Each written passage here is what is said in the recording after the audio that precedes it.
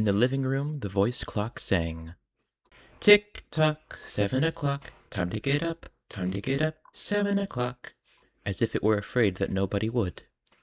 The morning house lay empty. The clock ticked on, repeating and repeating its sounds into the emptiness. 7-9, breakfast time, 7-9. In the kitchen, the breakfast stove gave a hissing sigh and ejected from its warm interior 8 pieces of perfectly browned toast, 8 eggs sunny side up, 16 slices of bacon, 2 coffees, and 2 cool glasses of milk. "Today is August 4, 2026, said a second voice from the kitchen ceiling. "In the city of Allendale, California." It repeated the date 3 times for memory's sake. "Today is Mr. Featherstone's birthday. Today is the anniversary of Talita's marriage. Insurance is payable, as are the water, gas, and light bills." Somewhere in the walls, relays clicked, memory tapes glided under electric eyes. 8-1, tick-tock, 8-1 o'clock. Off to school, off to work, run, run, 8-1. But no doors slammed, no carpets took the soft tread of rubber heels. It was raining outside. The weather box on the front door sang quietly, "Rain, rain, go away, umbrellas, raincoats for today." And the rain tapped on the empty house, echoing. Outside, the garage chimed and lifted its door to reveal the waiting car. After a long wait, the door swung down again. At 8:30, the eggs were shriveled and the toast was like stone. An aluminum wedge scraped them into the sink, where hot water whirled them down a metal throat, which digested and flushed them away to the distant sea. The dirty dishes were dropped into a hot washer and emerged twinkling dry. 9:15, sang the clock. "Time to clean." Out of warrens in the wall, tiny robot mice started. The rooms were a crawl with the small cleaning animals, all rubber and metal. They thudded against chairs, whirling their mustached runners, kneading the rug nap, sucking gently at hidden dust. Then, like mysterious invaders, they popped into their burrows. Their pink electric eyes faded. The house was clean. 10 o'clock. The sun came out from behind the rain. The house stood alone in a city of rubble and ashes. This was the one house left standing. At night the ruined city gave off a radioactive glow which could be seen for miles. 10:15. The garden sprinklers whirled up in golden fonts, filling the soft morning air with scatterings of brightness. The water pelted window panes, running down the charred west side where the house had been burned, evenly free of its white paint. The entire west face of the house was black, save for 5 places. Here the silhouette in paint of a man mowing a lawn. Here, as in a photograph, a woman bent to pick flowers. Still farther over, their images burned on the wood in one titanic instant, a small boy, hands flung into the air. Higher up, the image of a thrown ball, and opposite him a girl, hands raised to catch a ball which never came down. The 5 spots of paint, the man, the woman, the children, the ball, remained. The rest was a thin charcoal layer. The gentle sprinkler rain filled the garden with falling light. Until this day, how well the house had kept its peace. How carefully it had inquired, "Who goes there? What's the password?" and getting no answer from lonely foxes and whining cats. It had shut up its windows and drawn shades in an old maidenly preoccupation with self-protection which bordered on a mechanical paranoia. It quivered at each sound the house did. If a sparrow brushed a window, the shades snapped up. The bird, startled, flew off. No, not even a bird must touch the house. 12 noon. A dog whined, shivering on the front porch. The front door recognized the dog voice and opened. The dog, once huge and fleshy, but now gone to bone and covered with sores, moved in and through the house, tracking mud. Behind it whirred angry mice, angry at having to pick up mud, angry at inconvenience. For not a leaf fragment blew under the door but what the wall panels flipped open and the copper scrap rats flashed swiftly away. The offending dust, hair, or paper seized in miniature steel jaws, was raced back to the burrows.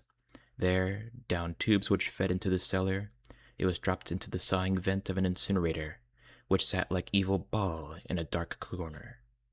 The dog ran upstairs, hysterically yelping to each door, at last realizing, as the house realized, that only silence was here.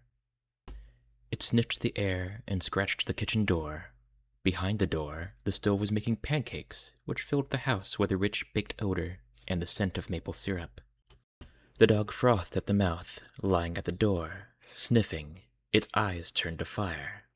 It ran wildly in circles, biting at its tail, spun in a frenzy, and died. It lay in the parlor for an hour.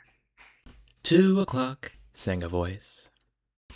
Delicately sensing decay at last, the regiment of mice hummed out as softly as blown gray leaves in an electrical wind.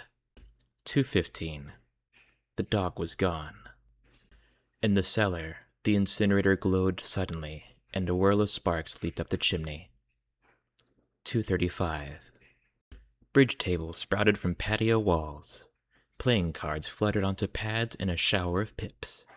Martinis manifested on an oaken bench with egg salad sandwiches. Music played. But the tables were silent and the cards untouched. At 4 o'clock, the tables folded like great butterflies back through the paneled walls. 4:30. The nursery walls glowed. Animals took shape. Yellow giraffes, blue lions, pink antelopes, lilac panthers cavorting in crystal substance. The walls were glass. They looked upon color and fantasy. Hidden films clocked through well-oiled sprockets, and the walls lived. The nursery floor was woven to resemble a crisp cereal meadow. Over this ran aluminum roaches and iron crickets, and in the hot, still air butterflies of delicate red tissue wavered among the sharp aroma of animal spores. There was the sound like a great matted yellow hive of bees within a dark bellows, the lazy bumble of a purring lion. And there was the patter of okapi feet and the murmur of a fresh jungle rain, like other hooves, falling upon the summer-starched grass. Now the walls dissolved into distances of parched grass, mile on mile, and warm endless sky. The animals drew away into thorn breaks and waterholes. It was the children's hour. 5 o'clock. The bath filled with clear hot water. 6, 7, 8 o'clock. The dinner dishes manipulated like magic tricks, and in the study a click. In the middle stand opposite the hearth, where a fire now blazed up warmly, a cigar popped out, half an inch of soft gray ash on it, smoking, waiting. 9 o'clock. The beds warmed their hidden circuits, for nights were cool here. 9:05. A voice spoke from the study ceiling. "Mrs. McClellan, which poem would you like this evening?" The house was silent. The voice said at last, "Since you express no preference, I shall select a poem at random." Quiet music rose to back the voice. "Sarah Teasdale, as I recall, your favorite."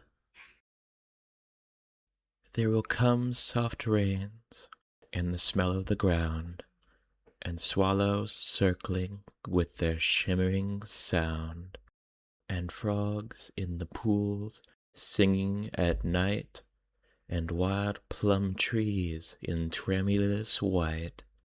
Robins will wear their feathery fire, whistling their whims on a low fence wire. And not one will know of the war, not one will care at last when it is done. No one would mind, neither bird nor tree, if mankind perished utterly. And spring herself, when she woke at dawn, would scarcely know that we were gone. The fire burned on the stone hearth, and the cigar fell away into a mound of quiet ash on its tray. The empty chairs faced each other between the silent walls, and the music played. At 10 o'clock, the house began to die. The wind blew. A falling tree bough crashed through the kitchen window. Cleaning solvent, bottled, shattered over the stove. The room was ablaze in an instant. "Fire!"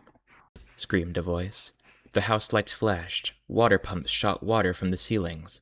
But the solvent spread on the linoleum, licking, eating, under the kitchen floor, while the voices took it up in chorus. Fire! Fire! Fire! The house tried to save itself. Doors sprang tightly shut, but the windows were broken by the heat, and the wind blew and sucked upon the fire.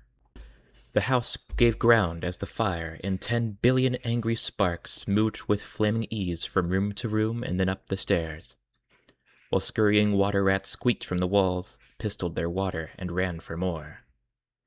And the wall sprays lit down showers of mechanical rain. But too late.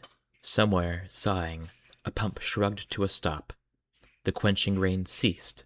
The reserve water supply, which had filled baths and washed dishes for many quiet days, was gone. The fire crackled up the stairs. It fed upon Picassos and Matisses in the upper halls, like delicacies, baking off the oily flesh, tenderly crisping the canvases into black shavings. Now the fire lay in beds, stood in windows, changed the colors of drapes. And then reinforcements. Dramatic trapdoors, blind robot faces peered down with faucet mouths gushing green chemical. The fire backed off, as even an elephant must at the sight of a dead snake. Now there were 20 snakes whipping over the floor, killing the fire with the clear cold venom of green froth. But the fire was clever. It had sent flame outside the house, up through the attic to the pumps there. An explosion! The attic brain which directed the pumps was shattered into bronze shrapnel on the beams. The fire rushed back into every closet and felt of the clothes hung there. The house shuddered, oak bone on bone, its bared skeleton cringing from the heat, its wires, its nerves revealed as if a surgeon had torn the skin off to let the red veins and capillaries quiver in the scalded air. Help! Help! Help! Fire! Run! Run! Run! Heat snapped mirrors like the first brittle winter ice, and the voices wailed, Fire! Fire! Run! Run! Like a tragic nursery rhyme, a dozen voices, high, low, like children dying in a forest, alone, alone. And the voices fading as the wires popped their sheathings like hot chestnuts. 1, 2, 3, 4, 5 voices died. In the nursery the jungle burned. Blue lions roared. Purple giraffes bounded off. The panthers ran in circles, changing color, and 10 million animals, running before the fire, vanished off toward a distant steaming river. 10 more voices died. In the last instant under the fire avalanche, other choruses, oblivious, could be heard announcing the time, cutting the lawn by remote control mower, or setting an umbrella frantically out and in, the slamming and opening front door. 1,000 things happening. Like a clock shop when each clock strikes the hour insanely before or after the other. A scene of maniac confusion, yet unity. Singing, screaming, a few last cleaning mice darting bravely out to carry the horrid ashes away, and one voice, with sublime disregard for the situation, read poetry aloud in the fiery study, until all the film spools burned, until all the wires withered and the circuits cracked. The fire burst the house and let it slam flat down, puffing out skirts of spark and smoke. In the kitchen, an instant before the rain of fire and timber, the stove could be seen making breakfasts at a psychopathic rate. 10 dozen eggs, 6 loaves of toast, 20 dozen bacon strips, which, eaten by fire, started the stove working again, hysterically hissing. The crash. The attic smashing into kitchen and parlor, the parlor into cellar, cellar into sub-cellar. Deep freeze, armchair, film tapes, circuits, beds, and all like skeletons thrown in a cluttered mound deep under. Smoke and silence. A great quantity of smoke. Dawn showed faintly in the east. Among the ruins, one wall stood alone. Within the wall, a last voice said, over and over again and again, even as the sun rose to shine upon the heaped rubble and steam. Today is August 5, 2026. Today is August 5, 2026. Today is